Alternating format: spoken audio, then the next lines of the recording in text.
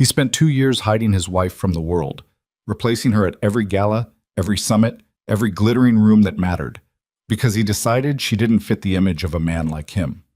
Kang Do-hyun controlled empires, crushed enemies, and never lost. But the morning she vanished, 3 of his most powerful international partners canceled within hours, and one of them said 7 words that broke something permanent inside him.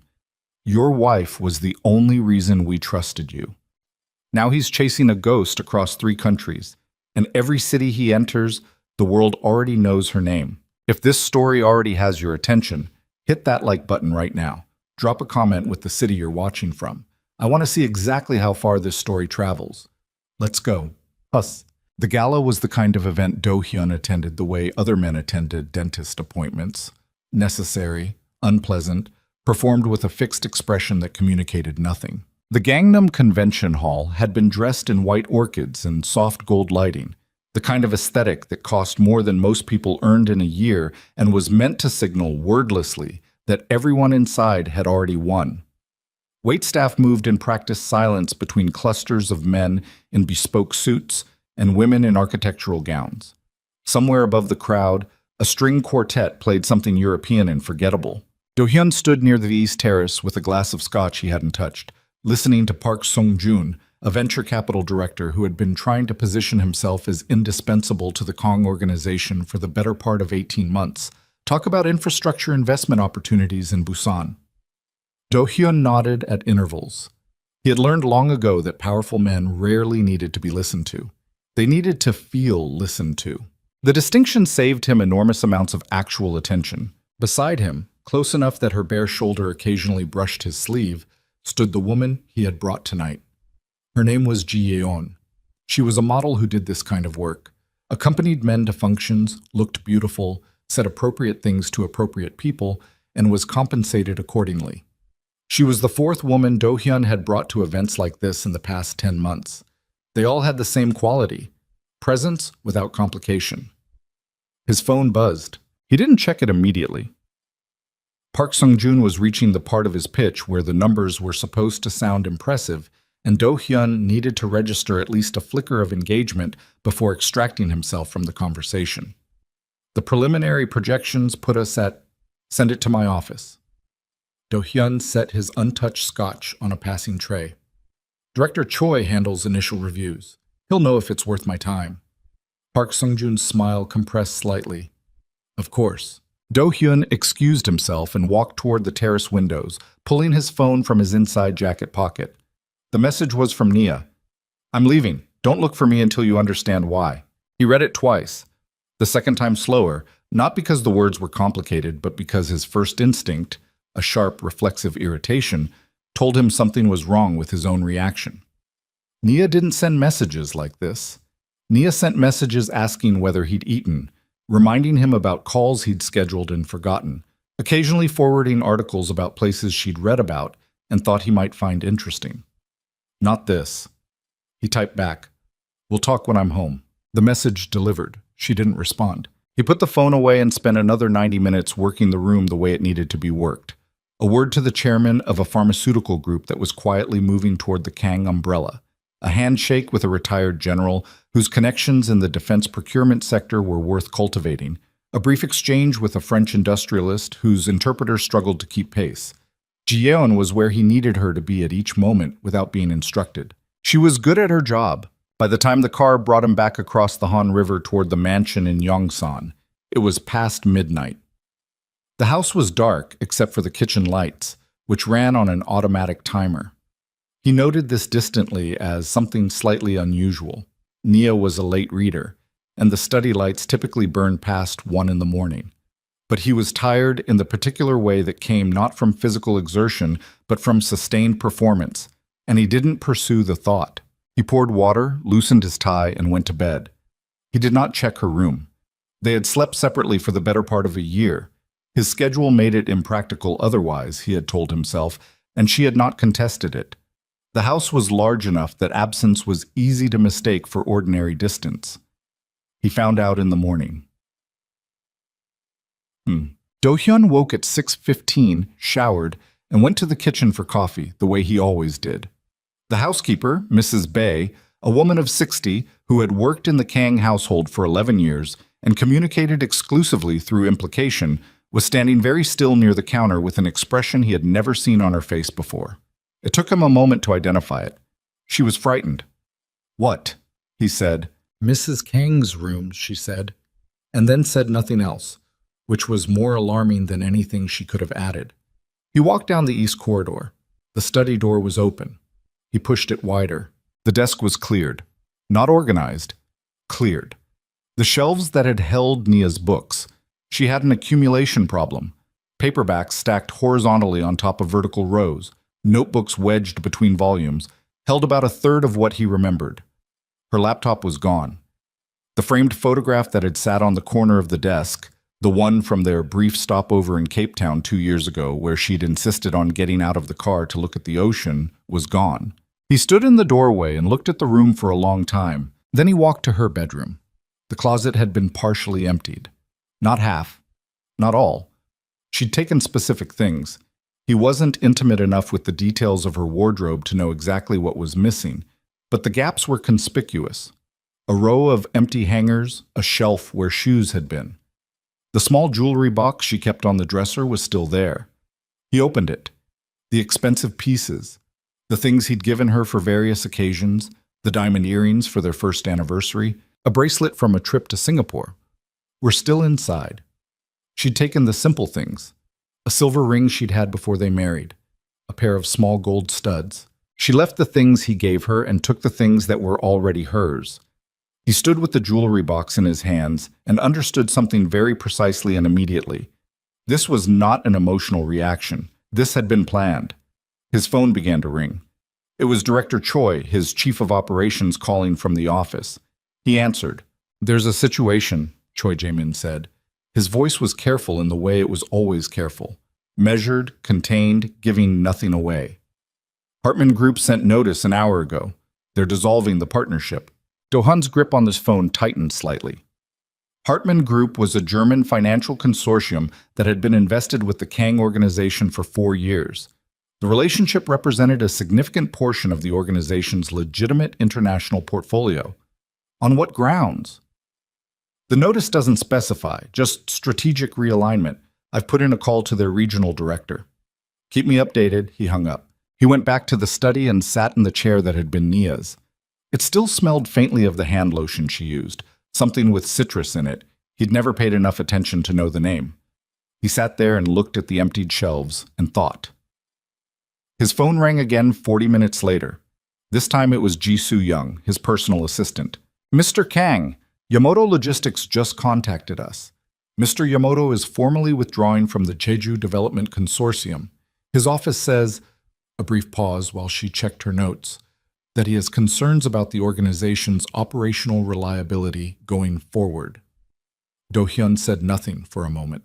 Yamato Akira had been a partner for 6 years. The Jeju Consortium was a $300 million infrastructure project. Did he give any indication of what specifically triggered this? No, sir. His office was polite but firm. He thanked her and disconnected. Within the next 2 hours, the news arrived about Castellano Partners. Romano Castellano, a Milanese industrialist whose family had maintained a relationship with the Kang organization across 2 generations, sent a 1-paragraph communication through his attorney dissolving their current agreements and declining to renew. 3 partners. 3 different countries. 3 withdrawals within hours of each other. Do-hyun called Romano Castellano directly. It took 20 minutes to reach him, and when he did, Romano was brief in the way that people are brief when they have already made a decision and don't want to be talked out of it. "Do-hyun, I have respect for you, but this is business. Tell me what happened." A pause. "You want honesty?" "Always." Another pause, longer.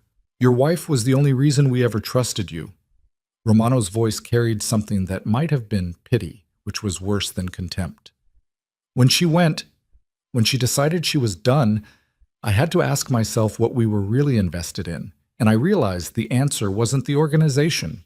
It was her judgment, her word, her presence in the room, even when we never saw her." The line was quiet for a moment. "Find her, Do-hyun, and when you do, try to deserve her this time." The call ended. Do-hyun set the phone face down on Nia's desk and sat very still. Bacon. He had met Nia Okafor 6 years ago in a conference room in New York, which was not the kind of place people described in terms of fate or electricity. It was the kind of place people described as a conference room in New York. She had been brought in as an independent mediator for a dispute between two subsidiaries of a company the Kang organization was in the process of acquiring. She was 31 then, a few years younger than him, wearing a dark blazer and natural hair pulled back simply, and she had walked into a room full of lawyers and executives who had been snarling at each other for 3 days and spent 4 hours doing something he had never quite seen before or been able to fully articulate since. She hadn't imposed anything. She'd listened. She'd asked questions that seemed almost tangential until suddenly they weren't, until suddenly both sides of the dispute were nodding at something they'd arrived at themselves without understanding how she'd guided them there. By the end of the session, the core conflict had been reframed in a way that gave both parties room to agree, and two of the lawyers who'd been borderline hostile to each other at the start were discussing specifics like colleagues. Do-hyun had requested a private meeting with her afterward. She'd agreed cautiously. He'd asked how she did what she did. She'd thought about it for a moment and then said simply, "I try to find out what people actually need instead of what they think they want. They're almost never the same thing." He'd told her that was a remarkable skill. She'd said, "It's also just paying attention." He had found that answer more interesting than almost anything anyone had said to him in years. They had met 3 more times over the following months. Always professionally, always at his instigation and her careful, measured acceptance. He was a man accustomed to being pursued. There was something almost disorienting about her complete absence of agenda. She never asked about his business, his connections, his money. She was genuinely unimpressed by all of it, not performatively unimpressed the way some people were, but actually fundamentally indifferent in a way that made him more interested in her opinion than he'd been in anyone's in years. He had proposed 14 months after their first meeting. She had said yes after thinking about it for a week, which she'd told him at the time, that she was thinking about it, and which had driven him half out of his mind. He had told himself, and believed it, that he loved her. What he hadn't understood then, and was sitting in her empty study beginning to understand now, was how little he had actually seen her. He spent the first 24 hours doing what he always did when a problem presented itself. He deployed resources. He had people who found people. He had people who traced financial movements, who mapped patterns in phone records, who could locate a specific individual in most cities in the world within 72 hours given a place to start. The problem was that Nia had anticipated this. She had not used her credit cards, not her personal ones, and not the supplementary cards on his accounts. Her phone was off and would not track. The car that had been registered to her was still in the garage. Whatever transportation she'd used to leave had left no obvious trace in any of the systems his people could access in the first day. What she had left was a trail. But it was a trail designed to be followed on her terms. The first piece surfaced when his investigator, a sharp, quiet man named Beck, who worked exclusively for the Kang organization, reported that a small climate research foundation in Seoul had received a significant anonymous donation the previous evening, time-stamped just after 10 p.m. The donation amount and the particular foundation, which dealt with air quality research in industrial zones, matched the profile of a charity Nia had mentioned to Do-hyun once, in passing, on a night he now couldn't reconstruct clearly in his memory. "She wanted you to find this," Beck said, without inflection. "I know," Do-hyun said. The donation record had been made in a way that left a partial thread, not her name, but a contact email attached to the foundation's acknowledgement system that, when traced, connected to a dormant account she had set up under her maiden name. The account itself held nothing, but the registration for it pointed to an address in Itaewon that turned out to be a small independent bookstore. He went himself. He didn't send Bayek. The bookstore was the kind of place that smelled of paper and seemed almost deliberately designed to repel people who were in a hurry.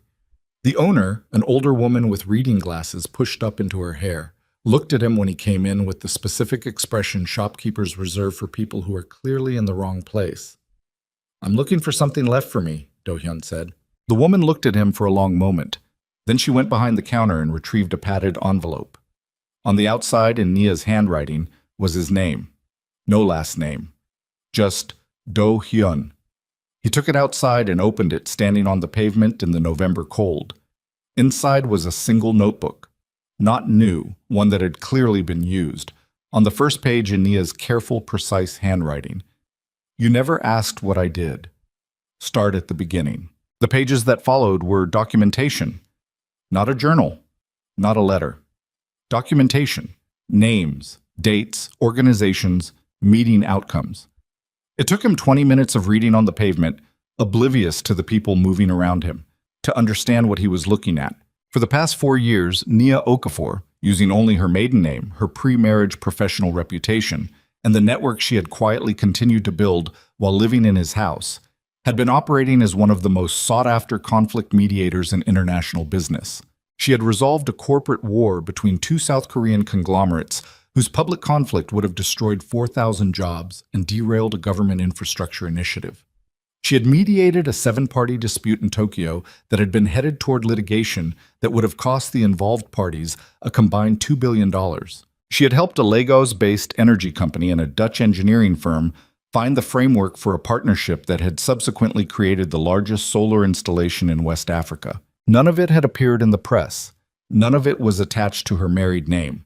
All of it had been done from a study in his house, in the hours after he left for work and before he returned, in the quiet that he had mistaken for nothing.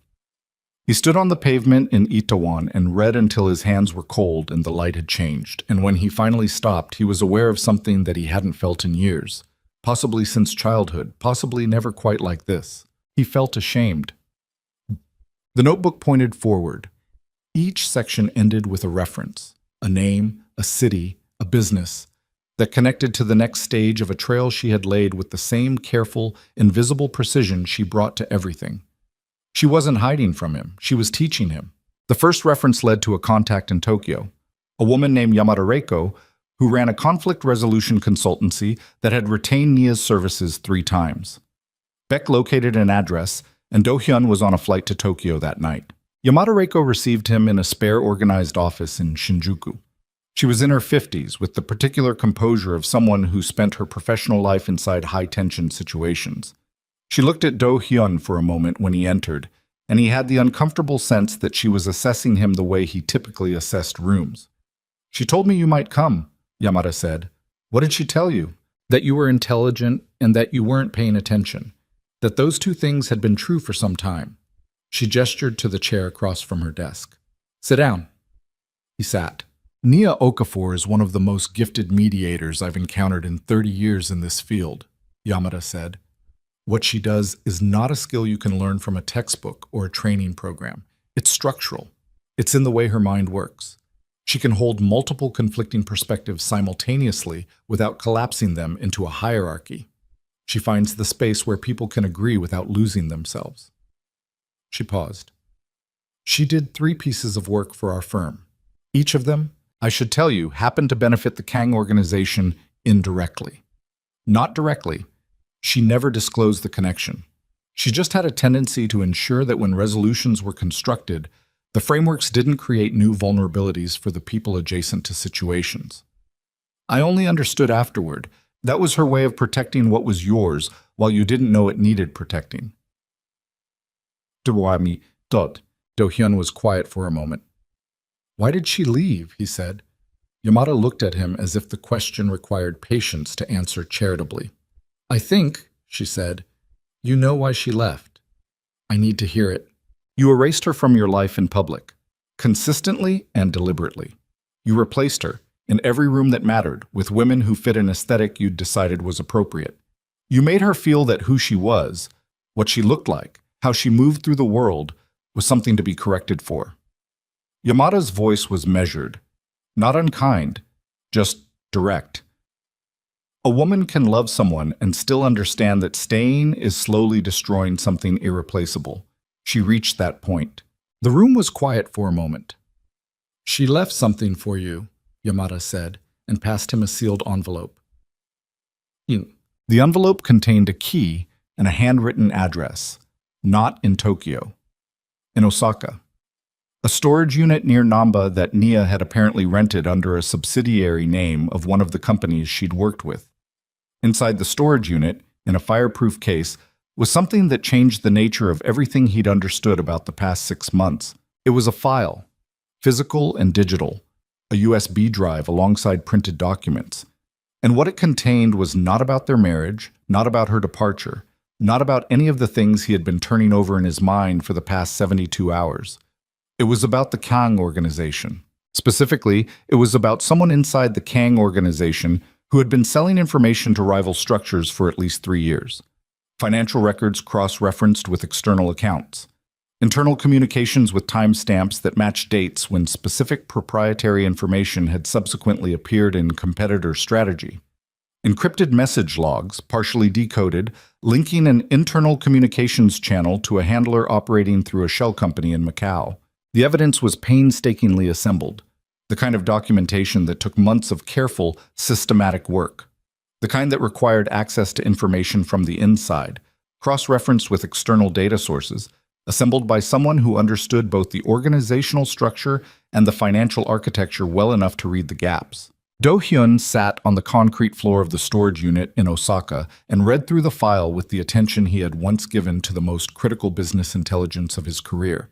And somewhere around the third hour, he reached the section that identified the most probable source of the internal leaks. The person whose access, movement patterns, timing, and behavior aligned with the evidence trail across every data point in the file. Chairman Jae-min Kwon, his chief of operations, the man who had been at his side for 9 years, the man he trusted more completely than almost anyone living, the man who had called him the morning Nia disappeared to tell him about Hartman Group. Do-hyun sat very still on the concrete floor. Outside the storage unit, the sound of the city moved past. Trucks, voices, the occasional train in the distance. Ordinary sounds from an ordinary afternoon in a city that knew nothing about what was contained in the file he was holding. He thought about the call from Romano Castellano. "Your wife was the only reason we ever trusted you." He thought about Nia, sitting in her study in their house for 4 years, quietly building the evidence that could save his empire while he was out replacing her at events she was never invited to attend. He thought about the 9 years he'd sat across a desk from Jae-min Kwon and trusted the man's careful, contained voice and read it as loyalty. He thought about all the things he had not paid attention to. His phone buzzed, a message from Beck. Trail continues, Los Angeles connection, one more stop before she settled. Do-hyun put the file back in the fireproof case. He stood up. He looked at his hands for a moment, the hands of a man who had built an empire and, it was becoming clear, had been too occupied building it to notice what was holding it together. He closed the storage unit, locked it, and walked back toward the train station. The trail was still going, and somewhere at the end of it, in a city he hadn't been to in years, was the woman he had spent 2 years making invisible. He needed to find her. He needed to find her before Jae-min Kwon understood that the evidence she'd collected had just found its way into the hands of the one person who could do something about it. He walked faster. The flight from Osaka to Los Angeles took 11 hours. Do-hyun spent most of it in his seat with the USB drive in his jacket pocket and the fireproof case stowed above him, reading through the digital copy of Nia's file on a laptop he'd bought with cash at Kansai Airport. He read it the way he read financial reports during acquisitions, methodically, without allowing the emotional register to interfere with the analytical one. He made notes. He cross-referenced dates. By the time the California coastline appeared below the cloud cover, he had a complete picture. Jae-min Kwon had been leaking operational intelligence to a rival structure, a loose consortium operating primarily out of Macau and Hong Kong, for approximately 3 years and 2 months. The leaks had been surgical. Nothing catastrophic enough to trigger immediate suspicion, but consistent enough to give the rival consortium advance intelligence on Kang organization movements in international markets, allowing them to position themselves advantageously on several significant deals. The losses to the Kang organization were, by Do-hyun's calculation, somewhere between $40 and $60 million across that period. Substantial, but distributed across enough transactions that no single incident had flagged as a pattern. Nia had seen the pattern. He didn't know yet how she had accessed the information she'd needed. That was a question for later. Right now, he needed to know where she was, and he needed to reach her before Kwon, who would eventually notice that the archive in Osaka was no longer only Nia's secret, understood the exposure he was facing. Beck had sent a follow-up while Do-hyun was in the air. The Los Angeles Connection was a conflict resolution organization based in Culver City, a nonprofit that Nia had done a significant piece of pro bono work for 2 years prior. The organization's director, a woman named Patricia Osei, had been a professional contact of Nia's for years. Beck had a last known address for Patricia Osei and a confirmation that she and Nia had been in contact as recently as 6 weeks ago. Do Hyun cleared customs at LAX, found a car, and drove to Culver City. Patricia Osei turned out to be a broad-shouldered Ghanaian-American woman in her early 60s who answered her own door and looked at Do Hyun on her front step with an expression of complete and undisguised assessment. "You're the husband," she said. "Yes." "She described you accurately." She stepped back from the door. "Come in." Inside was a modest, dense house, bookshelves on every wall, a large table covered with papers and folders, the kind of organized chaos that signaled a mind that worked in multiple directions simultaneously. Patricia Osei gestured toward the kitchen table, cleared a space, and sat across from him with a cup of tea she didn't offer to replicate. "She's not here," she said. "You know that already, or you wouldn't look as steady as you do." "I know. I'm following the trail she left." Patricia looked at him. "You've seen the file." "In Osaka?" "Yes." "Then you know what you're dealing with on the organizational side." "I know enough." Patricia wrapped both hands around her tea mug. "She found the first anomaly 18 months ago. She told me about it in pieces over the following months. Never the full picture, I think because she was still building it. What she described was a woman trying to understand the scope of a betrayal, while living in the same house as the man being betrayed and not being able to tell him, because she understood clearly and without bitterness that he wouldn't believe her over the person doing the betraying. Do Hyun said nothing. "She wasn't wrong about that, was she?" Patricia said. It was not a question. "No," he said. "She wasn't." Patricia nodded slowly. "She's in New Mexico, Santa Fe. She's been there for 5 weeks." She paused. "She told me that if you came this far, if you actually followed the whole trail, I should give you this." She got up, went to her drawer in the kitchen counter, and returned with an envelope. This one, unlike the others, had no writing on the outside. He opened it. Inside was a single index card. In Nia's handwriting, "If you've made it here, you already know more about me than you did when I left. The question is what you're going to do with it. Come to Santa Fe when you're ready to answer that question honestly. Not before." Below that, an address. Do Hyun sat with the index card in his hands for a long moment. "She's rebuilding herself out there," Patricia said, not unkindly. "Whatever you do next, make sure it's about her, not about you needing to fix what's broken so you can feel better." He folded the card and put it in his pocket. "One more thing," Patricia said. "The organizational situation, the file. She built that evidence at considerable personal risk, and she did it knowing she might never get to use it. She did it because she didn't want the people who worked honestly inside your organization to lose their livelihoods because of a traitor." She looked at him steadily. "That is the kind of person you replaced with women who photographed well at galas." He stood up. He thanked her. He walked back to the car. He sat in the driver's seat for a few minutes without starting the engine, looking at the afternoon light on the unfamiliar street. Then he took out his phone and called Beck. "I need everything on Kwan's movements and communications for the past 96 hours, he said, quietly. "Nothing that triggers any internal systems. Use only external resources." "Understood," Beck said. "And the other matter?" "I'm going to Santa Fe." A brief pause. "Do you want backup?" "No." He started the car and pulled into traffic and drove toward the freeway, and somewhere in the forward movement of it, the city sliding past, the distance still ahead, something in his chest settled into a different register than the controlled, managed tension that had been his default state for as long as he could remember. It felt, uncomfortably, like the approach of something honest. Plus, Beck's report reached him at a motel outside Albuquerque, where he'd stopped for a few hours before making the final drive to Santa Fe. He read it in the parking lot, engine off, the New Mexico night cold and very clear above him. Kwan had been unusually active in the past week. 3 calls to a number in Macau, a discretionary transfer of funds from an organizational account to a routing structure that Bayek flagged as inconsistent with standard operational patterns.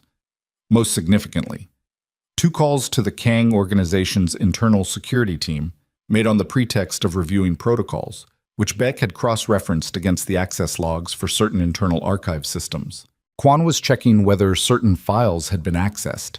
Specifically, certain files that had nothing to do with the protocols he was ostensibly reviewing.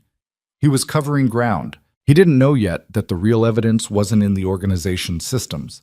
He didn't know that Naya had assembled it externally, meticulously, from the outside in. But he would eventually understand that her departure and the shifting landscape of international partnerships were connected, and when he did, the calculus would change. Do-hyun sat in the parking lot and thought about 9 years. The shape of a working relationship that had looked like loyalty from one side and had been, from the other, a long and careful exploitation. He thought about the particular quality of Kwan's voice on the phone the morning Nia disappeared, that careful, measured control. The immediate business of Hartman Group, introduced efficiently, professionally. At the time, Do-hyun had read it as competence. Now he read it differently. Kwan had called first thing, before Do-hyun had even discovered Nia was gone. The Hartman news, the first public signal of the partnership collapse, had arrived through Kwan's channel, framed by Kwan's words, given Kwan's particular spin. He was either managing the fallout, or he had triggered it. Do-hyun drove to Santa Fe in the early morning and arrived as the high desert light was just beginning to define the edges of things. The address Patricia had given him led to a quiet street of low adobe houses, the walls the color of the land they rose from, morning shadow pooling in the doorways. He found the house. He sat outside it for a moment. Then he got out of the car and walked to the door and knocked. The woman who opened it was not the person he remembered. She was wearing a loose linen shirt, her natural hair in 2 loose buns, glasses he didn't recognize on her face. She looked, and this was the word that arrived before any other, simple and precise and slightly painful, rested. The specific exhaustion that had lived around her eyes and soul, the one he had noticed only occasionally and never interrogated, was gone. She looked at him. Her expression was not angry, not cold, not warm. It was the expression of someone who had prepared for this moment and was holding themselves carefully at the threshold of it. "You found the storage unit," she said. "Osaka." "Yes." She stepped back from the door without saying more, which he took as permission to enter. The inside of the house was small and honest. A desk near the window covered with papers. A wall of books that was already beginning to develop the organized overflow he recognized. A kitchen that smelled of coffee. She brought 2 cups without asking and sat across from him at a small wooden table, and they regarded each other in silence for a moment. "How much of the file did you read?" she said. "All of it." She nodded once. "Kwan," he said. "Kwan," she confirmed. "How did you get access to the financial data, the cross-referenced records?" She held the coffee mug with both hands. "You know that I maintain professional relationships under my name, my own name. I know that now. Several of those relationships involved financial intelligence work, structural analysis of corporate dispute patterns. When I started noticing anomalies in the public-facing side of certain Kang organization transactions, the kind of anomalies that only appear if you're looking from outside and you understand what the inside structure should look like, I started mapping them. It took 8 months to build the evidential picture from external data alone." A pause. "Then I used the access I still had to internal household accounts. Not operational accounts, but the kinds of records that get linked at the administrative level, to triangulate timing. I never accessed operational files directly. Everything in that archive is built from data I had legal access to. You protected yourself legally. I protected the evidence legally, so it holds." He looked at her.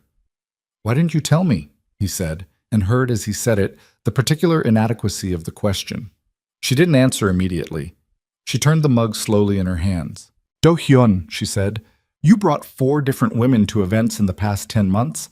I know their names. I know which ones you used for which occasions based on the image profile of the event. I know this because I paid attention to your schedule the way I paid attention to everything connected to you, carefully, completely, in a direction that was not reciprocated." She met his eyes. "If I had come to you with evidence against Jaemin Kwan, Who do you think you would have believed? The room was quiet. Him, Do-hyun said. Yes, she said. Him, because you saw him. He was in the rooms with you. He had the right look and the right manner, and he'd been at your side for 9 years. I was the woman you hid in the house because I didn't photograph correctly for your social calendar. She said it without bitterness. Flat, factual, more painful for both qualities. You would have told me I misunderstood. You would have managed me, and Kwon would have known I was looking, and everything I'd built would have been destroyed. Do-hyun said nothing. There was nothing to say that would be sufficient. So I finished building it, she said, and then I left it somewhere you would find it when you were actually ready to look. He put his hands flat on the table. I need to move on Kwon now, he said. He's covering ground. He's checking internal systems, trying to locate whatever evidence might exist. When he doesn't find it internally, he'll start looking externally. And when he starts looking externally, he'll realize the exposure is worse than he calculated, she said. And a man in that position, with those connections, becomes unpredictable. She nodded slowly. She already knew this. She'd known it before she left. She'd built the trail the way she'd built it. The clues, the cities, the pacing, not only to make him understand her, but to time his arrival with the evidence to a window when it could still be used. There are 3 people in my international network, she said, who have the legal reach and the institutional credibility to receive this evidence and initiate formal proceedings through channels that Kwon's connections can't interfere with.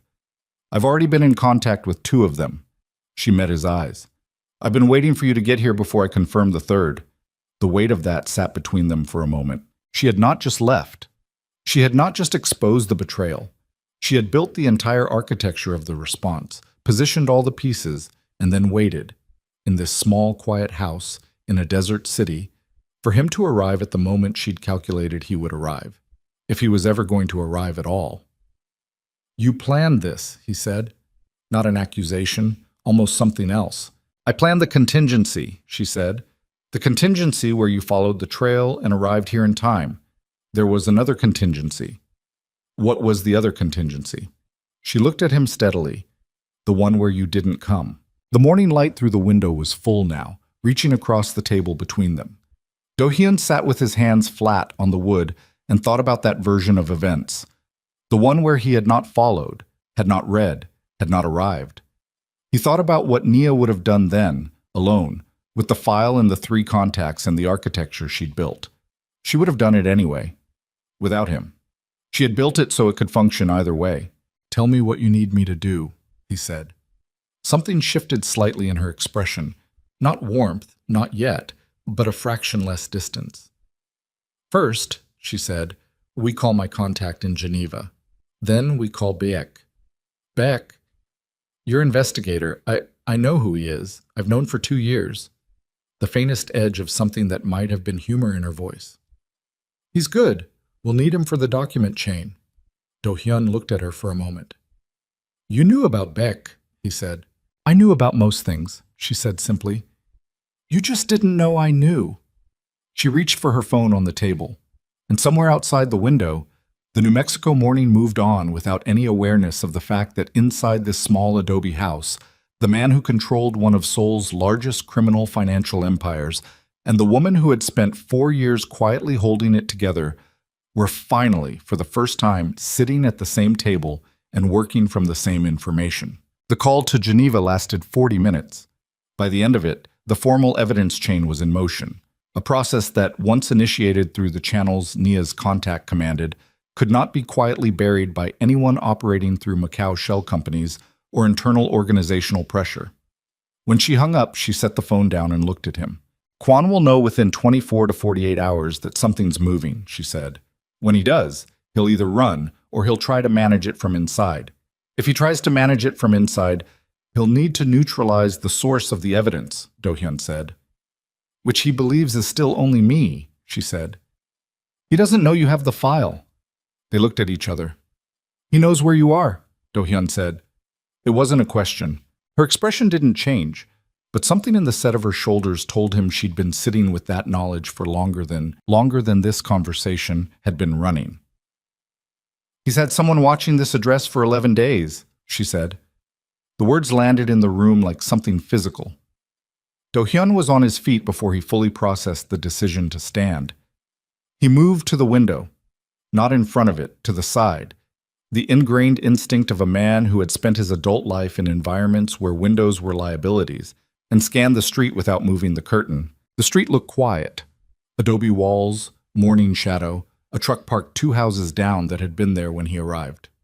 "The truck," he said. "Blue Chevy." "Yes." Her voice was steady. "It changes every 3 days. Different vehicle, same position. I noticed the pattern on day 4. He turned from the window. "You've been sitting here for 11 days knowing you were being watched." "I've been sitting here for 11 days finishing the evidence chain and waiting for you to arrive." She met his eyes without flinching.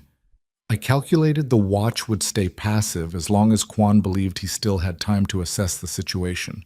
The moment anything moved, the moment the Geneva call went through." "Yes." Do-hyun crossed back to the table. "How long ago did that call end?"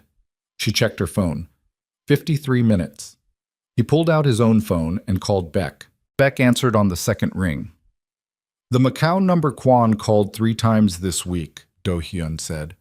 "I need to know if there's been any outbound communication from that number in the last 2 hours." One moment, the sound of keys, a pause that lasted long enough to feel. "Yes, 41 minutes ago, outbound to a U.S. number, New Mexico area code." Do-hyun looked at Nia. "We need to move," he said. "Now." She was already standing. She moved without panic, which told him she'd rehearsed this contingency too. She went to the bedroom and came back in under 2 minutes with a bag already packed. Not overpacked, not frantic, the bag of someone who had thought carefully about what mattered and what didn't. She shut her laptop, removed the hard drive, pocketed it. She picked up 2 notebooks from the desk and left the rest. "My car's in the back," she said. "They won't have eyes on the rear alley unless they repositioned overnight." "They repositioned," Do-hyun said. He'd seen it from the window. The truck was too perfectly positioned not to have an angle on the side approach, which meant if there was a second vehicle, it was covering the rear. "We take mine, front, directly past them." She looked at him. "They're watching for a movement," he said. "A quiet departure looks like running. We walk out the front door like 2 people going to get breakfast. And when they follow. Beck is 20 minutes out. I called him before the Geneva call ended." He held her gaze. "I planned contingencies too." Something moved in her expression. Not quite surprised, not quite not surprised. They walked out the front door at a pace that communicated nothing. The New Mexico morning was cold and clean, the light still low. Do-hyun kept his hands visible and his stride unhurried. Nia walked beside him, close but not pressed against him, her bag over one shoulder, her eyes forward. He did not look at the blue truck. Looking was confirmation. Instead, he watched the edges of his peripheral vision and registered the slight adjustment of weight inside the vehicle. Someone shifting, someone picking up a phone. They reached his rental car. He unlocked it without rushing. They got in. He drove at exactly the speed limit toward the center of the city. "They're behind us," Nia said. She was watching the side mirror, not turning her head. "One vehicle. One that I can see." He nodded. He took the route toward the main commercial district, visible, populated, the kind of environment that complicated any aggressive action. His phone buzzed on the console. "Bayek, I have a visual on your position," Beck said. "Single tail, gray sedan, 2 occupants. I'm coming in from the north." "The driver," Do-hyun said, "is he Kwon's direct asset or Macau contracted?" "Macau number connected to a local contracted operator based in Albuquerque. Private security, not organizational." That was the only piece of information in the last hour that had been slightly better than expected. Contracted private security meant capable but constrained, not the kind of asset that would escalate to something irreversible without explicit authorization, and that authorization took time, and time was currently the only resource they had. "I need 40 minutes to get Nia to the location in the file," Do-hyun said. "I can give you 35, Beck said, and disconnected. Do-hyun turned onto a wide boulevard and pressed the accelerator. Nia was watching him. Not the mirror anymore. Him. "What location?" she said. The second contingency, he said. The one you built for if I didn't come. A silence. How do you know about that? She said. Because I read the entire file, he said. Not just the evidence against Quan, the structural notes in the back section, the ones in the smaller handwriting. He glanced at her. You documented the response architecture both ways. If I came, the plan activated with 2 actors. If I didn't, you had a safe house contact in Albuquerque with a direct channel to the Geneva office and a protocol for submitting the evidence independently. She was quiet for a moment. You read my handwriting in a storage unit in Osaka, she said. I read everything you left me, he said. You left it to be read. Another silence, shorter. The contact in Albuquerque, she said. Marcus Webb. He worked a 3-party mediation with me in Dubai 18 months ago. He'll have the space and the secure line. I know, I already texted him your name. He's expecting us. She turned back to the mirror. The gray sedan was still there, 3 cars back, steady. Quan's going to know the Geneva process is irreversible within the hour, she said. He already suspects it. When he confirms it, the contracted asset becomes insufficient. He'll escalate to organizational resources. Yes, which means we have a window. We have a window, he agreed. He drove. Marcus Webb turned out to be a large, unhurried man in his late 40s who lived in a craftsman house in a quiet Albuquerque neighborhood and opened the door before they knocked, which meant he'd been watching for them. He looked at Nia with the particular warmth of professional respect and at Do Hyun with the particular caution of a man who understood exactly who he was looking at. You vouching for him, Marcus said to Nia. Provisionally, she said. Marcus stepped back. Come in. Beck had peeled off the gray sedan 3 blocks back. Do Hyun didn't know exactly how, and didn't ask, because Beck was the kind of professional whose methods worked best without oversight. What mattered was that when Do Hyun checked the mirror on the final approach to Marcus's street, no one was behind them. The safe room was a converted study at the back of the house. Reinforced door, signal-blocking material in the walls. The kind of setup that said Marcus Webb had done sensitive work in environments where paranoia was the rational default. A secure terminal sat on a desk beside a printer and a row of external drives. Nia sat down at the terminal and began working. Do Hyun stood near the door and watched her. She was different here than she had been anywhere he'd observed her. Even in the quiet of her own study in Seoul, even in the careful conversations he was now replaying in his memory with better information than he'd had when they occurred. Here, with the work directly in front of her, she was entirely without the peripheral self-consciousness he'd occasionally glimpsed when she stood beside him in social contexts where she knew she was being assessed and found decoratively insufficient. She was, without any ambiguity, completely herself. He had done that to her. The self-consciousness. He had installed it by his choices, one event at a time, over 2 years. Marcus brought coffee and set a cup near her without interrupting her focus. He looked at Do Hyun. Hell of a wife, Marcus said quietly. Yes, Do Hyun said. You know what she turned down to build what she built. Do Hyun looked at him. 3 separate full-time offers in the years since you married her, Marcus said. 2 from international firms. 1 from a government-adjacent body in Brussels that would have put her on a retainer I can't quote you a number for because I don't actually know the ceiling. He picked up his own coffee. She turned them all down. Said she had a situation at home she wasn't finished with. He paused. I used to think she meant the marriage. Now I think she meant Quan. She meant both, Do Hyun said. Marcus nodded slowly. Nia's voice came from the terminal without her turning around.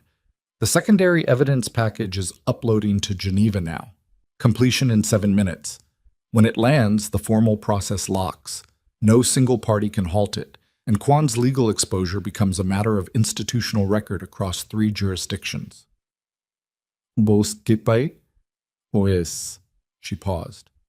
At that point, his only viable move is voluntary surrender to the process or flight. Flight terminates his viability as an operator permanently. His network dissolves without his credibility. He won't accept either option immediately, Do Hyun said. He'll spend 12 to 18 hours trying to find a third option. There isn't one. He doesn't know that yet. She turned in the chair and looked at him. What does he do in those 12 to 18 hours? Do Hyun had been thinking about this since Osaka. Jaemin Kwan was not a man who panicked. He was a man who assessed situations with cold precision and acted with surgical efficiency. Those qualities had made him effective for 9 years. They also meant that when he identified a threat, he moved directly toward the source. He comes for the evidence, Do-hyun said. He'll believe there's still a physical component that hasn't been submitted, something that can be intercepted. The fireproof case from Osaka, Nia said. You left a copy of the file structure in the archive without the USB drive. He'll find it when he searches the unit, and he will search it. He'll know the original drive exists. He'll know whoever has it is either here or moving toward a submission point. Nia was very still for a moment. He'll come to New Mexico, she said. He's probably already in the air. The 7 minutes elapsed.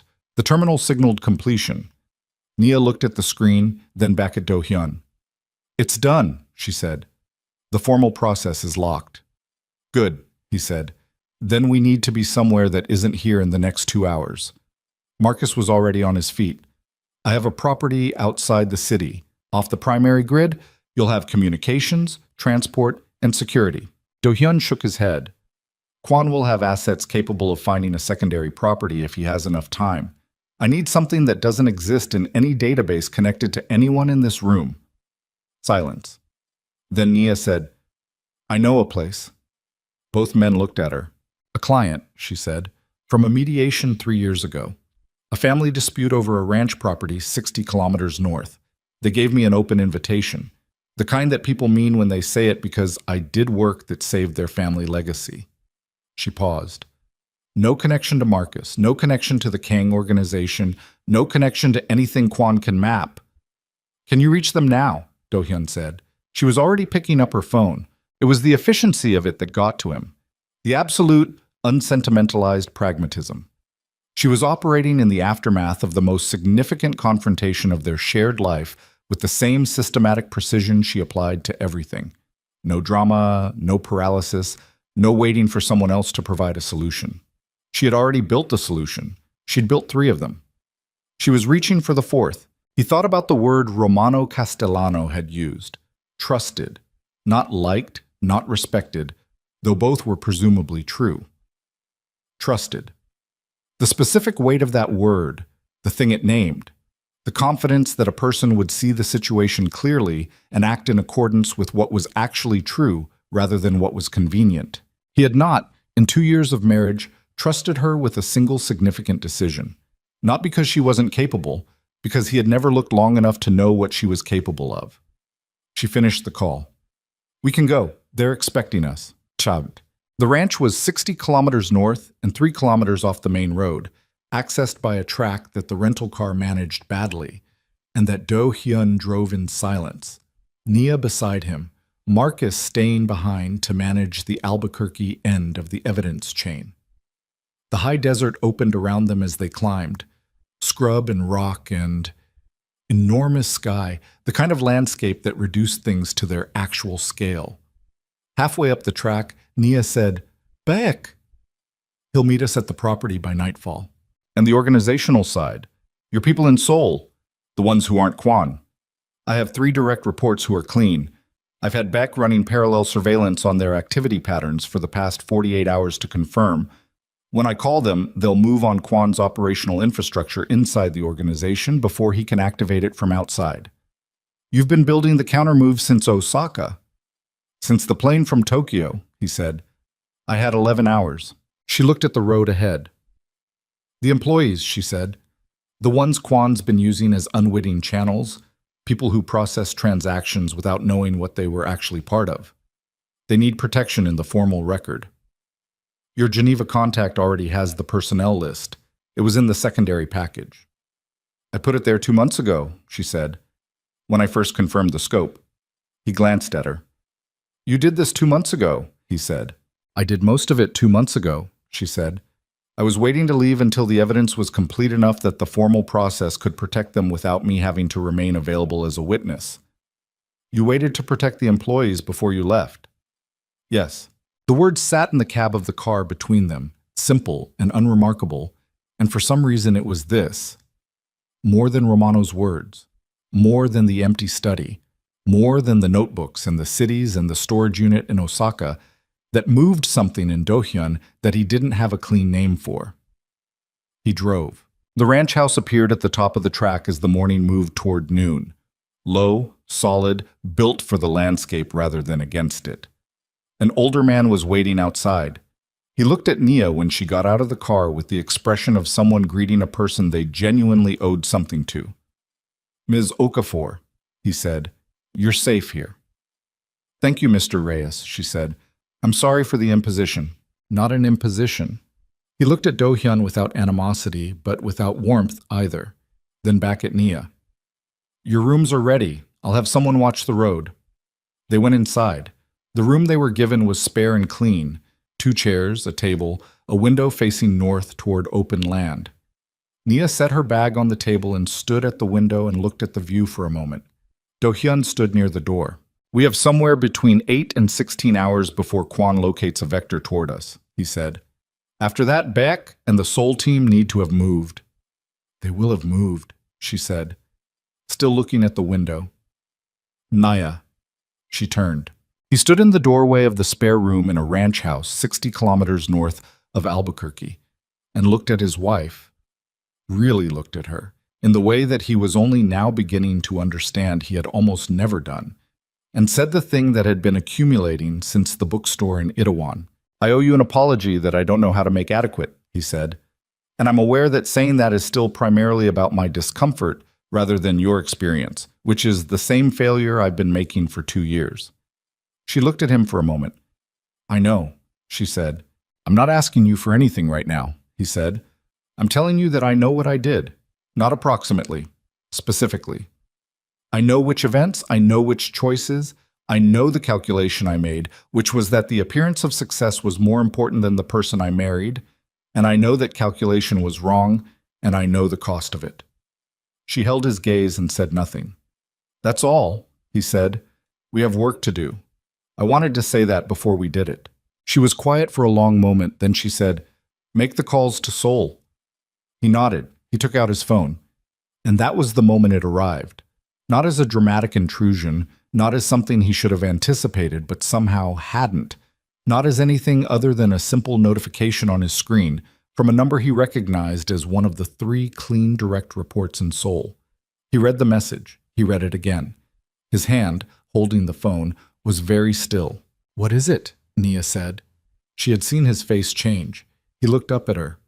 "Kwon didn't get on a plane to New Mexico," he said. "What?" "He went to Seoul."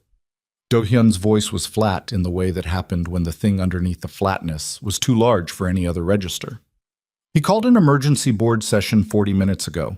He's presenting the Kang organization's board with a formal motion, documentation that positions him as the acting director in the event of the chairman's incapacitation or absence." Nia stared at him. "He's not running from the evidence," Do-hyun said. "He's using the window, the time between the Geneva submission and the formal proceedings becoming active, to take the organization from the inside." He looked at the message again. "He's not trying to destroy the evidence. He's trying to make himself the chairman before the evidence lands, so that when it does, he controls the organizational response to it." The room was very quiet. "If he achieves board confirmation," Nia started, "the formal proceedings become a negotiation between institutions and the Kang organization, and the Kang organization at that point is Jae-min Kwon." He put the phone down. "He played me. He saw the evidence chain moving and he moved laterally, not toward the evidence, toward the seat." Nia sat down in one of the chairs. "Your 3 clean direct reports," she said. "They're in that board meeting." "Yes." "Will they hold? Against Kwon's documentation? Without me present?" He was already calculating. "For a session, not indefinitely." "How long to get to Seoul?" "Direct flight from Albuquerque to LAX, then Seoul. 16 hours minimum." She looked at him. "The board session," she said. "When does it conclude?" "Standard emergency session, 6 hours." They looked at each other across the spare room in the ranch house, 60 kilometers from Albuquerque, with the New Mexico land enormous and indifferent outside the window, and the arithmetic of the situation settled between them like something solid and immovable. 16 hours to Seoul. 6 hours until the board session concluded. And Jae-min Kwon, the man Do-hyun had trusted for 9 years, sitting in a boardroom in Seoul right now, reading documents he had prepared for exactly this contingency. preparing to take everything Do-hyun had built before the man who built it could get back to stop him. Do-hyun stood up. "I'm not flying to Seoul," he said. Nia looked at him. "The board session is 6 hours," he said. "I cannot be in that room in 6 hours. So I don't fight the board session." He was moving now, phone back in hand, already pulling up a contact. "I fight what happens after." "Explain." Kwon needs board confirmation to establish himself as acting director. That confirmation, under the Kang organization's charter, requires a formal instrument filed with the commercial registry.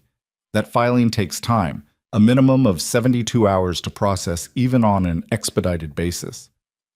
He looked at her. "I don't need to stop the vote.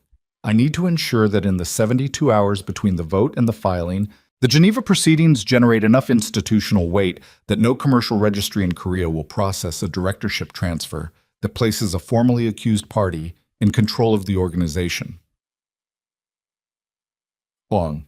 Nia was quiet for exactly 2 seconds, working it. "Your Geneva contact," he said. "Can they accelerate the formal notification to Korean regulatory bodies?" "Not unilaterally," she said, "but I know someone who can apply pressure to that timeline." She was already on her feet. "Give me 10 minutes." She went to the other end of the room and made a call. Do-hyun made his own calls, 3 in rapid succession to Seoul, his clean direct reports, precise and fast, telling them what they needed to know and what they needed to do, which was to delay, stall, introduce procedural objections to every step of Kwon's board motion, buy hours without appearing to buy hours. Min Seok, his most senior clean report, said, "He has documentation, sir. It's thorough. It's fabricated. I know that, but the board doesn't, not yet." "How many members does he have?" A pause. "Enough to pass the motion if no one challenges the documentation directly." "Challenge it. Question the provenance of every document. Invoke the charter clause requiring a 24-hour review period before any emergency directorship motion can be finalized." He'll argue that clause doesn't apply under the emergency provision. Let him argue. Every minute he's arguing is a minute the Geneva timeline is advancing. Do-hyun's voice was flat and precise, the way it got when everything that wasn't essential had been stripped away. "You're not trying to win the argument. You're trying to consume the clock. Do you understand?" "Yes, sir." "Don't let him close the session before 6 hours, whatever it takes." He hung up. Nia was still on her phone. Her voice was low and rapid and in English, the kind of English she used in professional contexts, which was different from the English she used with him, more compressed, more precise, carrying the weight of institutional credibility that he was only now fully mapping. He watched her for a moment, the way she held herself when she was working, the absence of doubt in her posture. She finished the call. "My contact in Brussels," she said. "She's activating a formal notification to the Korean Financial Services Commission. It's not a full proceedings notice, that takes longer, but it's a regulatory flag on any major ownership or directorship transaction involving the Kang organization. Any commercial registry receiving a filing will see that flag and be required to pause processing pending clarification." "How long to activate?" 2 hours for the flag, another hour to propagate through the registry system. "Kwon's board session ends in 6 hours, Do-hyun said. "The flag will be active in 3. Even if he wins the vote, the filing freezes." "Yes." They looked at each other. "That's the window," he said. "That's the window," she agreed. Outside, the New Mexico afternoon was moving. The light had changed since morning, harder now, the shadows sharper. Somewhere down the track toward the road, one of Reyes's people was watching the approach. Beck was still 4 hours out. Do-hyun sat down and looked at his hands and let himself feel, for exactly 30 seconds, the full weight of the situation, the distance, the clock, the man in a boardroom in Seoul who had sat across desks from him for 9 years with a patient, carefully maintained lie. He let himself feel the particular nausea of that, the specific quality of being betrayed by someone you had trusted, not just professionally, but in the deeper way that came from proximity and consistency over years. Then he put it down. There would be time for that later. Right now there was only the work. "The employees," he said, "the ones Kwon used as channels. If the regulatory flag delays the filing and the Geneva proceedings activate fully, what's their exposure in the interim?" "Protected," she said. The personnel file I submitted documented their transactions as unwitting. The formal record treats them as witnesses, not participants. And if Kwan tries to use them as leverage, names them as knowing participants to create confusion in the proceedings. She met his eyes. I documented against that specifically. Cross-referenced transaction timing with communication records that establish they couldn't have known. The documentation is designed to be Kwan-proof. A pause. I anticipated that he would try to use them. When did you anticipate that? 4 months ago, she said. When I understood the full scope of what he'd built. A man who operates the way he operated for 3 years doesn't just run when he's exposed. He tries to take people down with him. It's the mechanism of the thing. She said it the way she said most things, factually, without performance. I built the protection before I built the prosecution. Do-hyun was quiet for a moment. How? He said. How do you do that? She looked at him. Do what? She said. Hold all of it, he said. The evidence, the contingencies, the personnel protection, the timing, the response architecture, all of it simultaneously, for months, without anyone knowing. She considered the question, not as if it were flattery. She didn't process flattery particularly, he was learning, but as if it deserved a genuine answer. I pay attention, she said. It was the same answer she had given him in New York years ago when he'd asked how she did what she did in that conference room. And I don't decide in advance what's important and what isn't. I let the information tell me. He said nothing. You decide in advance what's important, she said. Not unkindly. Most people in your position do. It's efficient. It's also how you miss things. I missed you, he said. Yes, she said. You did. The room held that. 3 hours passed in the disciplined tension of people doing precise work under pressure. Nia managed the Brussels to Geneva communication chain from Marcus's secured laptop, which she'd brought in her bag. Do-hyun worked the phone. Seoul, Baek, 2 of his international legal contacts in Hong Kong who had the right jurisdictional relationships to accelerate certain filings. Neither of them talked unnecessarily. Reyes brought food at some point. Neither of them ate much. At hour 3, the regulatory flag confirmed active. At hour 4, Min-suk called from Seoul. The session is still running, Min-suk said. His voice was strained at the edges in a way that told Do-hyun the last 4 hours had cost him. He's getting frustrated with the delays. He knows something is slowing him down, but he can't identify what. How many board members is he holding? 7 out of 11. He needs 8 for the emergency provision. He needs 1 more. Director Park Sung-joon is undecided. Kwan has been working him directly for the last 90 minutes. Do-hyun felt something cold and specific move through him. Park Sung-joon, the venture capital director from the Gala. The man he'd cut off mid-pitch and told to send numbers to Director Choi. The man whose presentation he hadn't actually listened to. Put me through to Park Sung-joon, he said. Directly. Now. A pause on the line, shuffling, low voices. Then, Mr. Kang. Park Sung-joon's voice, careful and surprised. Director Park, Do-hyun said, I'm going to be direct with you. Mr. Kang, The documentation Kwan presented today is fabricated. I know what it contains because I know what it was designed to counter. The organizational evidence supporting his motion will not survive contact with formal regulatory review, which is currently in process across 3 jurisdictions. He paused. Your vote today will be on the public record. Every decision you make in the next 20 minutes will be examined in detail by the institutions managing that review. Silence. Director Park, Do-hyun said, I told you to send your Busan proposal to Director Choi. I was dismissive. I was wrong to be. He kept his voice even. When this is resolved, I will review your proposal personally. You have my word. A pause. But I need you to hold your vote. Another silence. Longer. I'm going to request a procedural recess, Park Sung-joon said carefully. How long?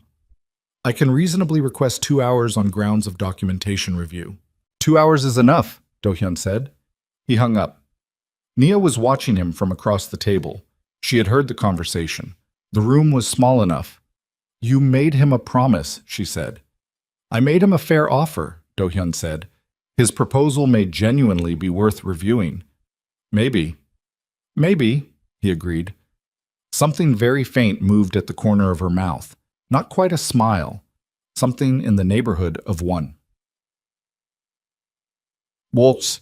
Beck arrived at the ranch as the sun was dropping toward the western ridgeline. A lean, gray-haired man who moved through the Reyes property with the unhurried assurance of someone whose entire professional existence involved being prepared for environments that weren't his own.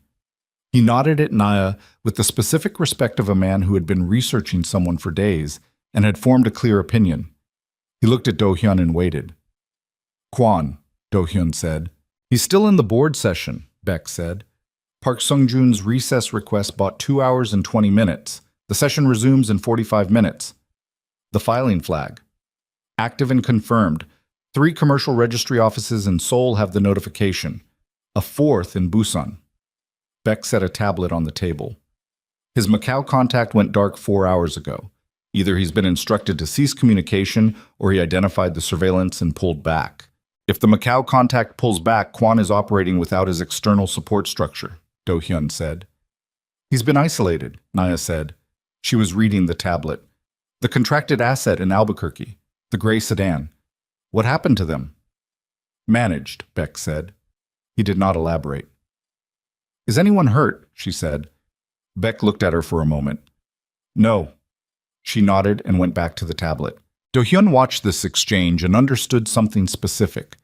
Nia was not naive about the nature of the organization she had married into. She had never been naive about it. She'd asked whether anyone was hurt not because she expected violence to be absent from Beck's methods, but because she was tracking consequences, the way she tracked everything.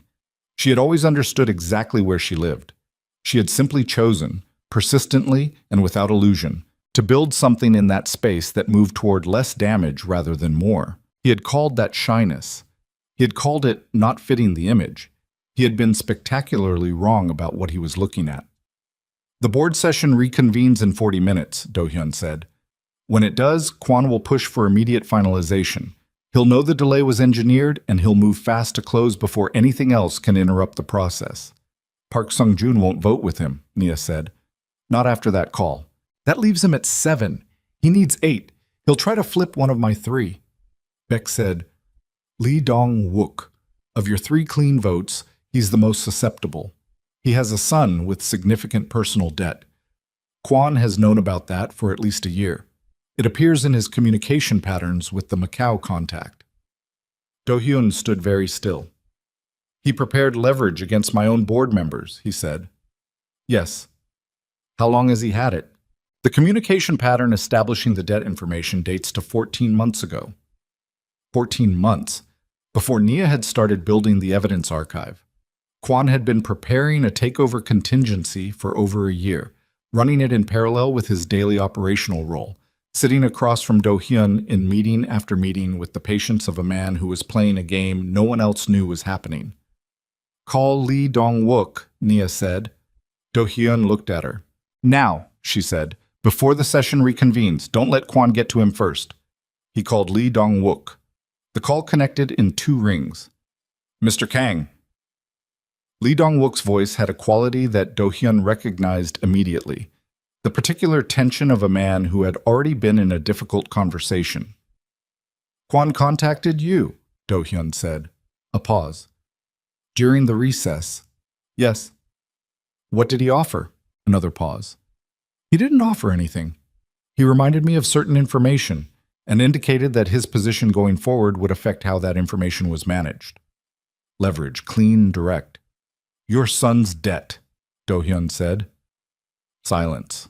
Dong-wook, Do-hyun said. Listen to me carefully. Kwon's position going forward is not going to be chairman of this organization. It's going to be the subject of a formal multi-jurisdictional investigation. Any leverage he holds dissolves with his credibility. A pause. I'm aware of your son's situation. That's not a threat. I want to be clear. I'm telling you so you understand that Kwon's threat is built on a foundation that is currently collapsing under him. Lee Dong-wook's breathing was audible on the line. If you vote against the motion, Do-hyun said, I will personally review your son's situation and discuss what options exist. That is a commitment. And if I vote with Kwon, Then you've aligned yourself with a man whose next environment will be formal legal proceedings, and that alignment will be part of the record. The line was quiet. I'll hold, Lee Dong-wook said. Do-hyun hung up. He turned. Nia was watching him. 2 commitments in 2 hours, she said. They're both things I can actually do, he said. I know, she said. That's why I'm not objecting. The board session reconvened. The next 90 minutes were the longest Do-hyun had spent since the morning he found the empty study in Seoul, and they were spent in a way that would have been unrecognizable to the version of himself from that morning, sitting at a ranch table in New Mexico, monitoring a boardroom in Seoul through a phone relay and the tablet Baek had brought, with his wife working alongside him as a full operational partner rather than a decorative absence. Kwon pushed hard. Min-sok relayed the session in fragmented real-time, Kwon's voice, controlled and precise, presenting his documentation with the authority of a man who believed he was the smartest person in the room. He challenged procedural objections. He dismissed regulatory concerns as preliminary and manageable. He was good. He had always been good. That was what 9 years had looked like from the inside. Lee Dong-wook held. Park Sung-joon held. At the 90-minute mark, the motion failed to reach 8 votes and lapsed under the charter provision. Kwon called for an immediate second motion under a different procedural mechanism. Min Seok, apparently operating on a level of procedural tenacity that Do-hyun had not previously known he possessed, filed a challenge that triggered a mandatory 24-hour cooling period before any subsequent directorship motion could be introduced. The session ended. In the ranch house 60 kilometers north of Albuquerque, Do-hyun put down the phone. Nia set down her coffee cup. Baek looked at neither of them and checked something on his tablet. Kwon is leaving the building, Baek said. His car is heading toward Gimpo, not Incheon. Domestic flight, Do-hyun said. He's running. Running where? Nia said. Macau, most likely, through a domestic connection that doesn't trigger international departure flags as quickly. Baek's voice was neutral. Do you want me to No, Do-hyun said. Let him run. The Geneva proceedings have his name, his documentation trail, and his financial structure. Running doesn't close the exposure. It confirms it. Baek nodded. Do-hyun stood up from the table and walked to the window. The New Mexico evening was coming in now. That particular southwestern dusk that made the land look lit from underneath, warm colors over cold air. He stood at the window and breathed. Behind him, he heard Nia get up. He heard her footsteps. She stopped a few feet to his left and looked at the same view. It's not finished, she said. The proceedings take time. There will be complications. Yes, your organization needs you present. Seoul, not New Mexico. Yes. They stood looking at the evening light. When do you go back? She said. He turned and looked at her. She was looking at the window still, her profile against the fading light.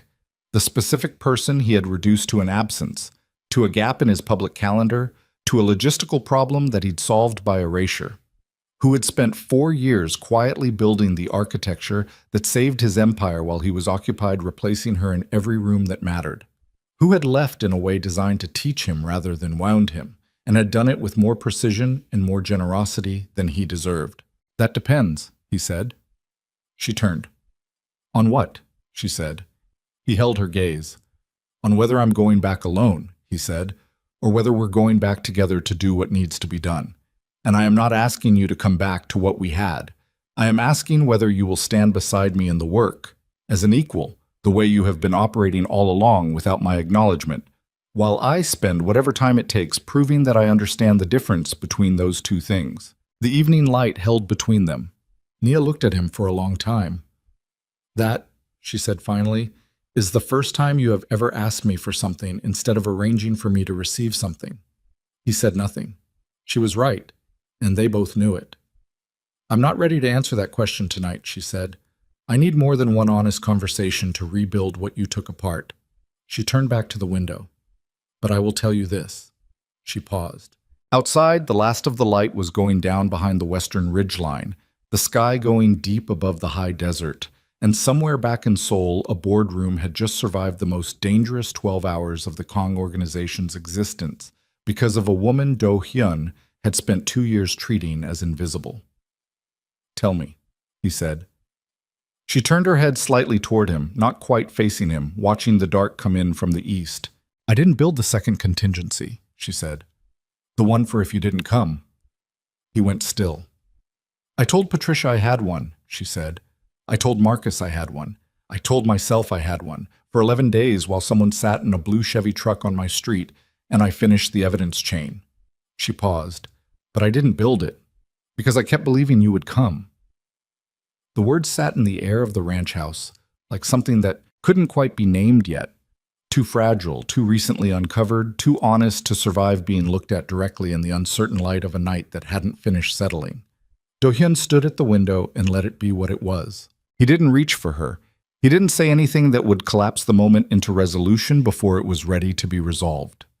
He had spent 2 years arranging things, arranging people, arranging appearances, arranging the comfortable distance between himself and anything that required him to be genuinely present. He was done arranging.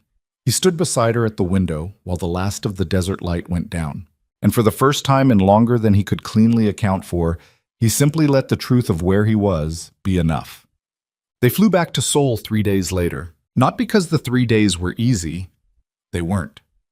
They were the specific difficulty of two people carefully, painstakingly, and without the cushion of pretense, beginning to learn what it actually meant to occupy the same space.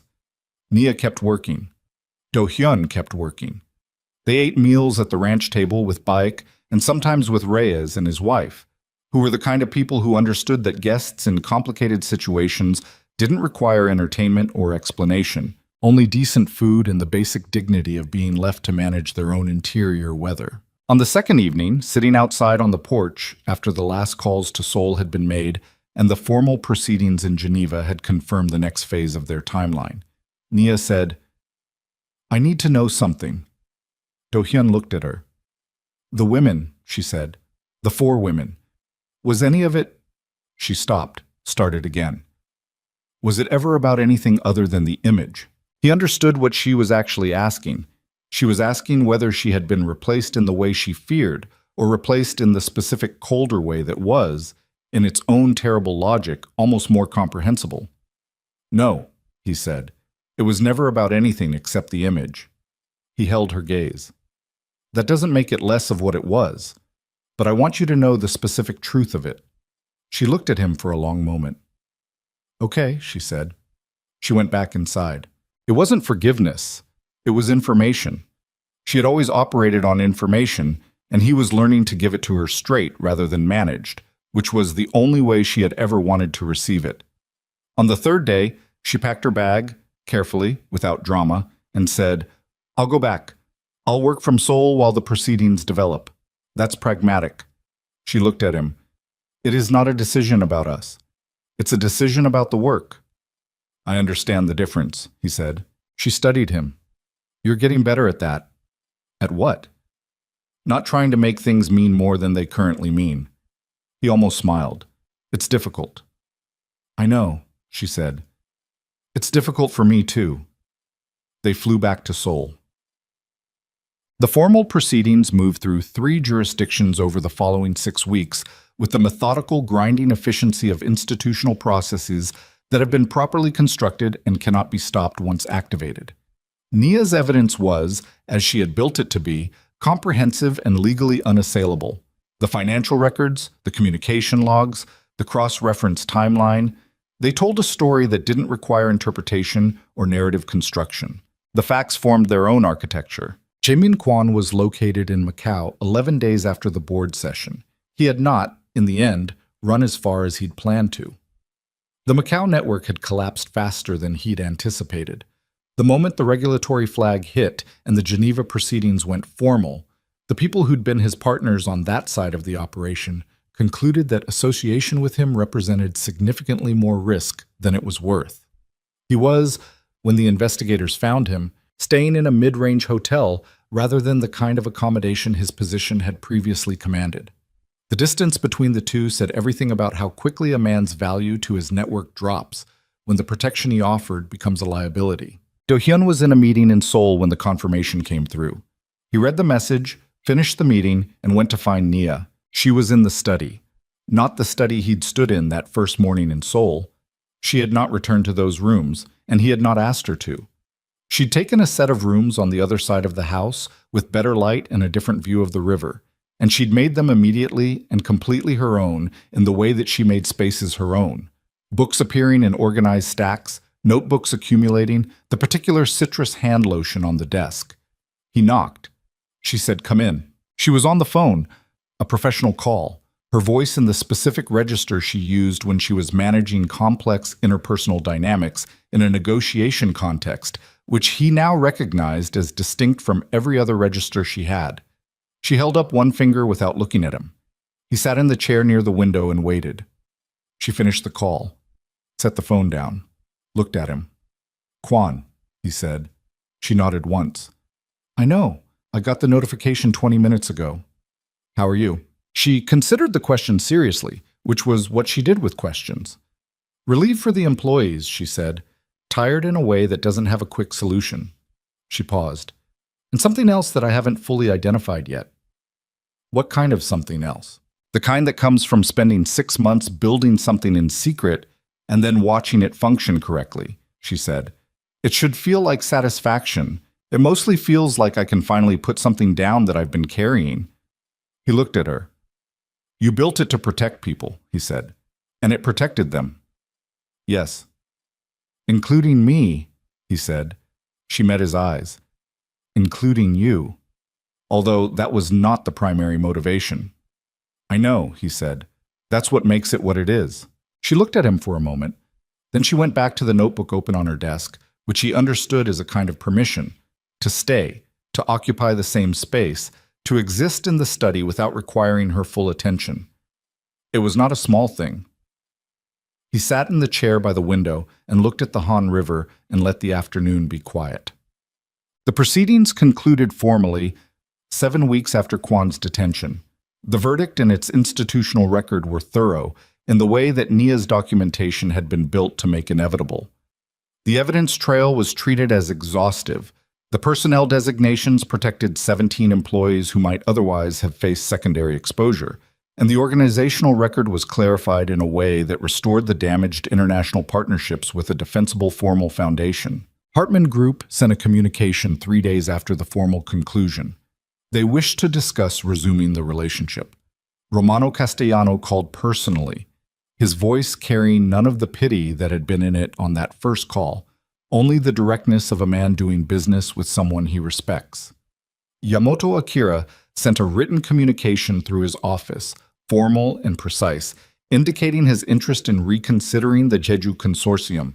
Do-hyun handled each of these conversations himself.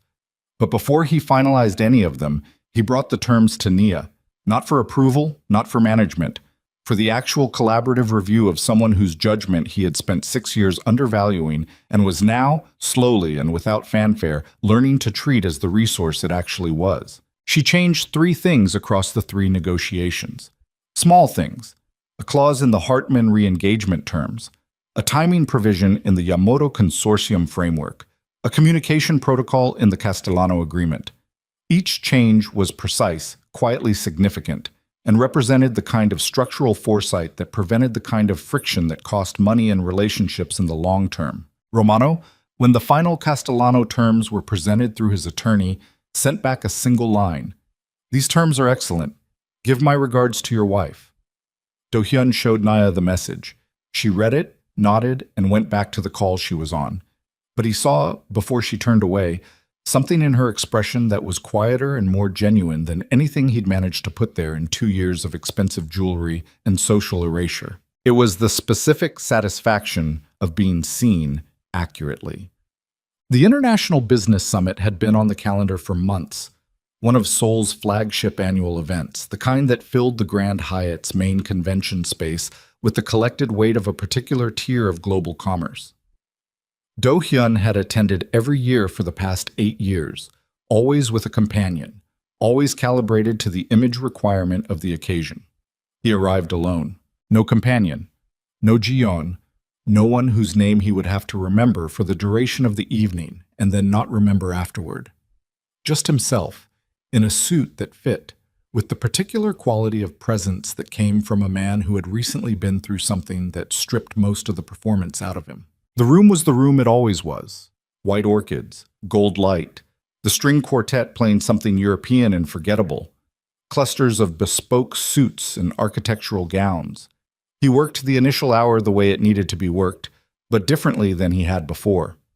He listened to Park Sung-joon's Busan presentation, actually listened, the entire thing, with the attention it turned out the proposal genuinely warranted. He had a real conversation with the chairman of a pharmaceutical group instead of a transactional exchange dressed as a real conversation. He shook hands and meant the handshakes. He was on the East Terrace, at the window where he'd stood when her message arrived months ago.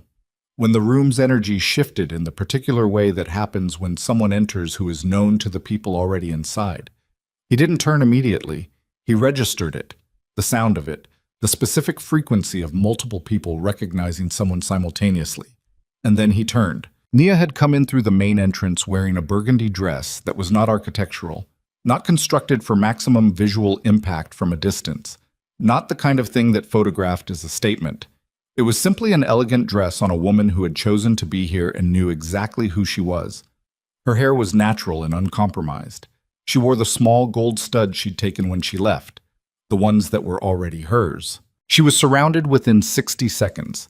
Not the polite encirclement of a significant man's wife, but the genuine convergence of people who knew her and wanted proximity to her.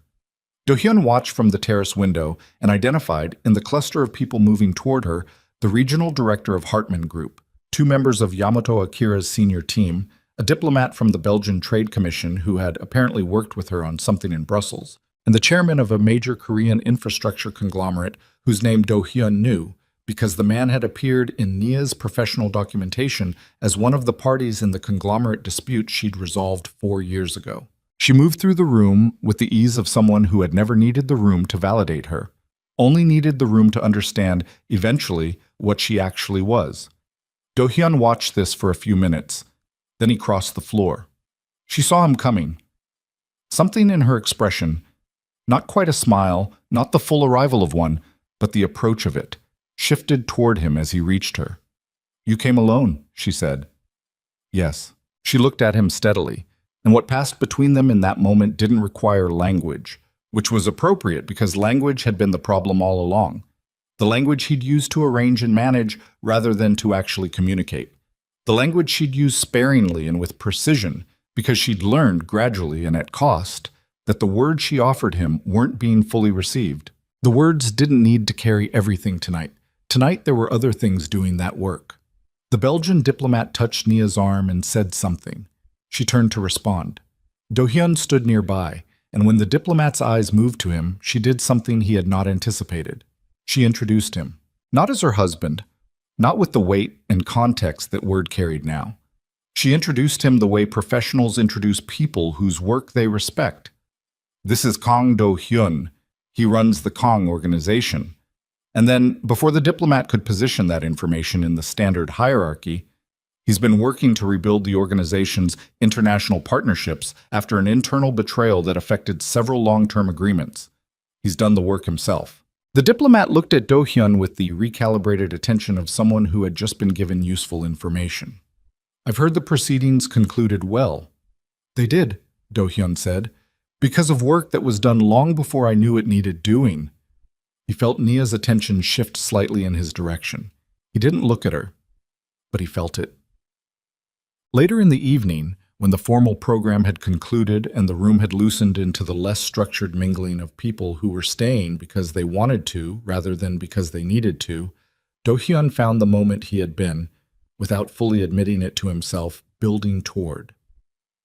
He asked for 2 minutes at the podium. It was the kind of request that was granted at an event like this without much friction when the person asking was who he was. The event director gave him a window between the final speaker and the closing remarks. He took it.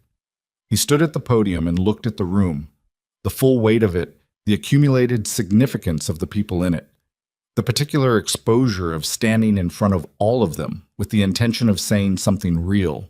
He had written nothing in advance. He had decided specifically not to write anything in advance. "I've attended this summit for 8 years," he said. For the last 2 of those years, I brought a different woman to each event, not because of anything wrong with any of them. They were professional, capable, excellent at what they were hired to do. He paused. I hired them because I had decided that my wife didn't fit the image I wanted to project in rooms like this one. She was too quiet, too understated, not the right visual for the way I needed to be perceived. He let that sit for a moment. I want to tell you what I've learned about that decision. The room was very still. The woman I was replacing, he said, had spent 4 years building an international professional network that most of you in this room know and respect. She had resolved disputes worth billions of dollars. She had protected employees whose names she never knew in organizations she had no formal connection to.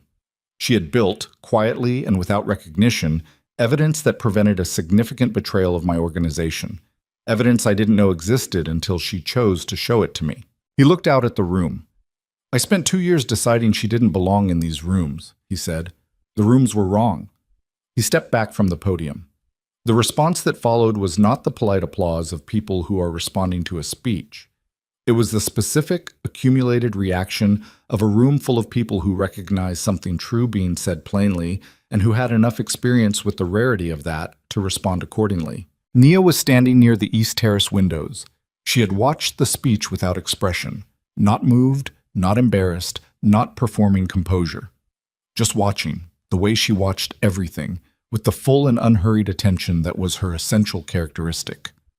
When the applause settled and the room's attention dispersed back into its natural currents, she walked toward him.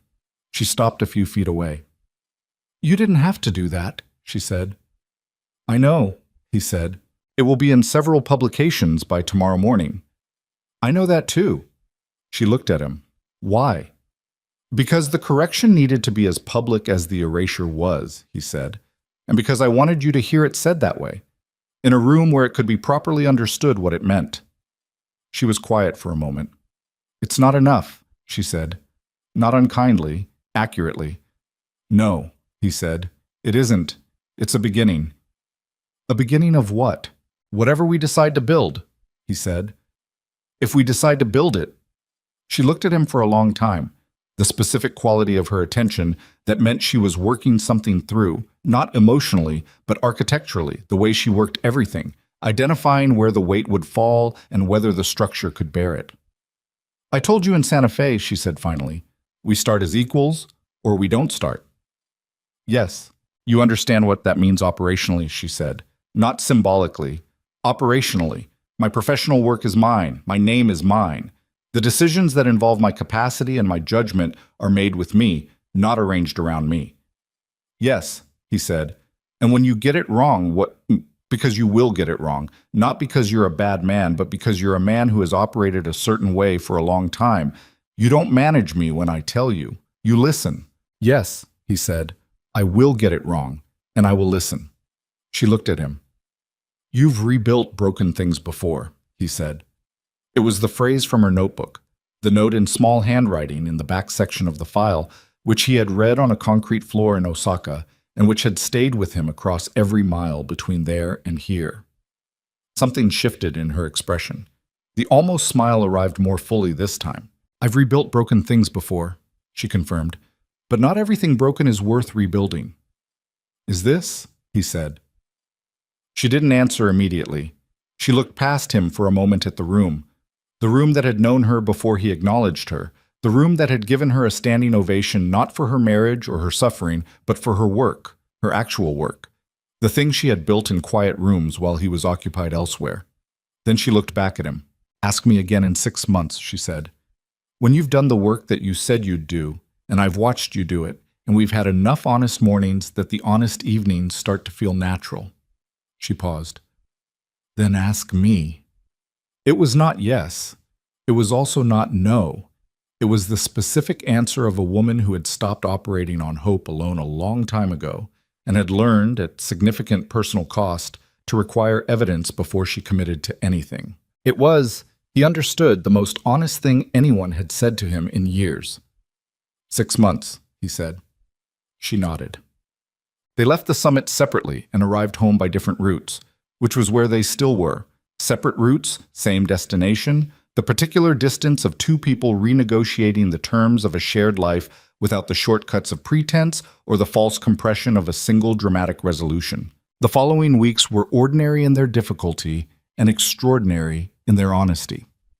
He reviewed Park Sung-joon's Busan proposal and found it genuinely strong in 3 areas and structurally weak in 2. He told Park Sung-joon both things directly, and they worked through the weak sections together over 2 meetings that were nothing like the transaction at the gala. He spoke with Lee Dong-wook about his son's debt situation and arranged, through a legitimate organizational fund that had existed for years and been underused, a restructuring that didn't carry the weight of a favor owed. It was a facility designed for exactly that purpose, and Lee Dong-wook's son qualified for it straightforwardly. Neither of these things were gestures. They were the ordinary work of a man trying to operate differently in the world he already inhabited. He learned, slowly and imperfectly, to leave her study door alone when it was closed. He learned that the specific citrus smell of her hand lotion was lemon and something else he couldn't name. He learned that she took her coffee with nothing in it, and that she read at least 1 chapter of something before she could sleep, and that she was, when she was deep in a complex piece of professional work, completely unreachable in the most absolute and unself-conscious way. Absent from the room in the specific manner of a person whose mind has left for somewhere it's needed, with no awareness of how extraordinary that complete absorption was to watch. He told her one morning at the kitchen table when she'd looked up from a notebook to find him watching her that she was extraordinary to watch when she worked. She looked at him over the notebook. "You're watching me work," she said. "Yes. That's new." "I know," he said. "I've been watching you for about 3 weeks. I didn't say anything because I didn't want to make it about me noticing." She looked at him for a long moment. "That," she said slowly, "is actually a very considered thing to say." "I've been practicing considered. I can tell." She went back to the notebook. But before she dropped her eyes fully, "It suits you better than managed." It was small. It was not a declaration. It was not the return of everything that had been damaged or the closing of the distance that 2 years of systematic erasure had opened. It was one ordinary morning in a kitchen with the Han River outside the window, and a woman at a table with a notebook and a cup of black coffee telling a man that she was paying attention to the fact that he was changing. It was enough. It was, in the specific and unhurried way of things that might eventually become more, exactly enough. 6 months later, on an evening in late spring when Seoul was at the particular peak of its brief best, warm air and long light, and the river moving below the city with the patient indifference of water that had been there before the city and would be there after, Do-hyun found Nia on the east terrace with a glass of wine and a view of the skyline going gold. He sat beside her. He did not ask immediately. He had learned, over 6 months of difficult and honest work, that the moments that mattered most were not served by being rushed toward their conclusion. They sat for a while in the evening. Then she said, without turning, "You were going to ask me something." "Yes," he said. She turned her head. "I've been watching," she said, "for 6 months, the way you asked me to." "I know. Park Sung-joon's Busan project. The fund for Dong-wook's son. The way you handle the board sessions now, you ask questions you don't know the answers to instead of directing toward the answers you've already decided on." She paused. "The calls you've stopped making at 2 in the morning because you understood that the people on the other end were also people." He said nothing. He listened. "You are not a changed man," she said. "That's not what I'm saying. You are a man in the process of changing. That's harder. It doesn't have a clean endpoint, and it doesn't always look like progress from the inside." She looked at him. "But it's real. I can tell the difference between real and performed. You know I can." "I know," he said. She looked at the river for a moment. "You asked me in Santa Fe if there was room to begin again," she said. "Yes." "You asked me at the summit if what we had was worth rebuilding." "Yes." She turned fully toward him now, the evening light on her face, the river behind her, the city going quiet in the slow way that cities go quiet when the day has exhausted itself and something gentler is taking over. "I've rebuilt broken things before," she said, "but this is the first time I've been asked to build something new in the place where the broken thing was." He met her eyes. "Is there a difference?" he said. "Yes," she said. Rebuilding restores what was. Building new requires both people to agree on what they actually want, not what they assumed they wanted, not what looked correct from the outside. She paused. So I'm asking you, what do you actually want? He had thought about this.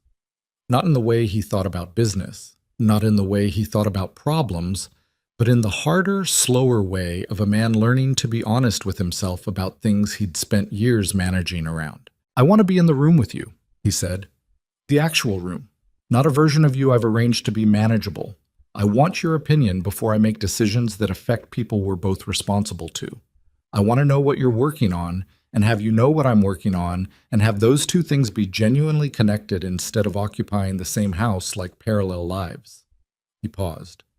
I want to deserve the word you've never said about me. She looked at him. What word? She said. Trusted, he said. Romano said it. Yamada said it. Your whole network understood it. You built an empire's worth of professional relationships on the foundation of people knowing that your word and your judgment were worth trusting. He held her gaze. You've never said that word about me. I want to earn it. The evening held them. The light on the river was the last of the day's light, going copper at the edges, the city beginning to come on in pieces around them. Windows, bridges, the long, slow glow of soul finding its night shape. Nia looked at him for a long time. Then she said, I never said you weren't capable of it. No, he said, you didn't. I said you weren't paying attention. Yes. You're paying attention now. Yes, he said. I am. She looked at the river, then back at him.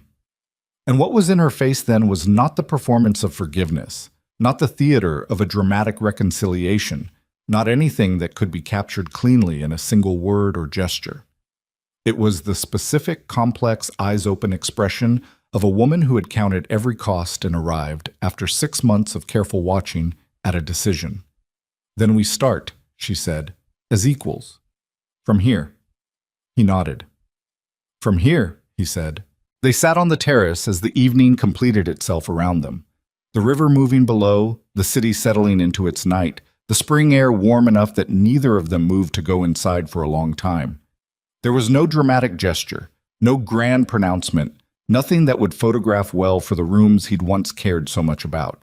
Only two people, and the particular quiet of something real beginning, looking at the same river from the same terrace, at the end of a day that had cost them both a great deal and given them something, finally, that was worth exactly what it had cost. The light went the rest of the way down. They stayed.